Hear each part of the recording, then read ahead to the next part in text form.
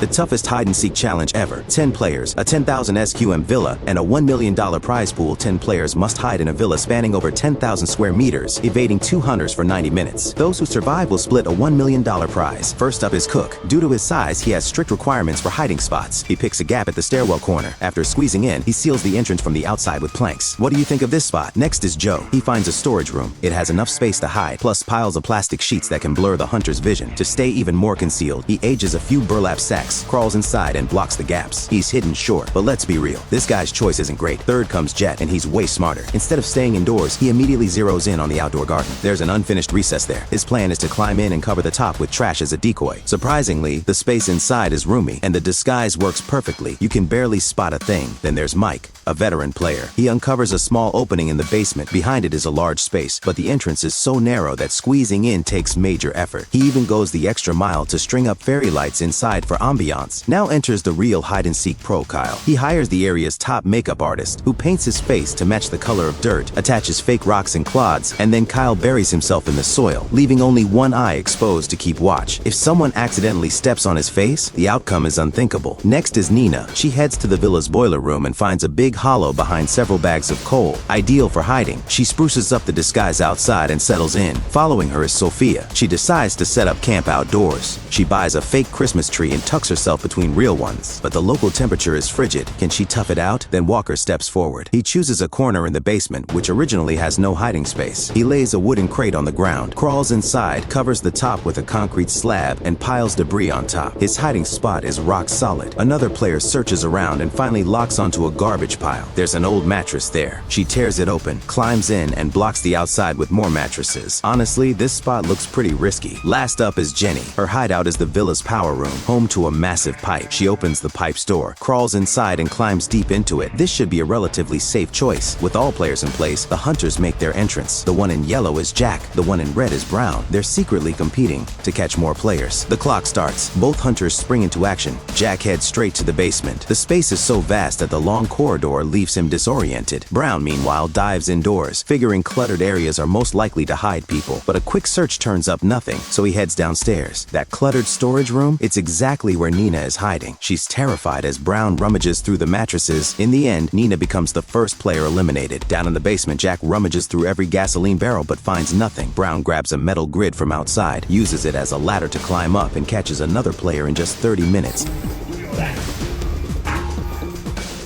Вот он сидит. Тут нет никого. Автомат!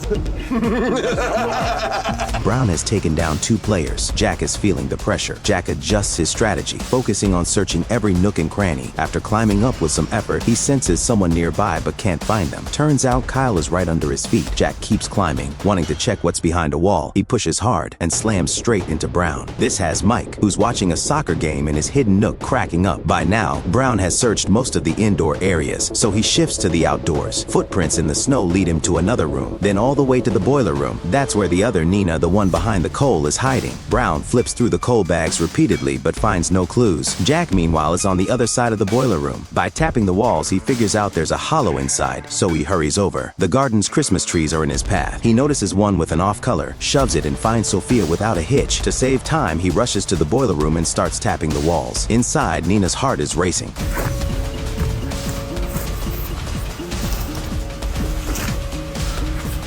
Я же говорю, бля!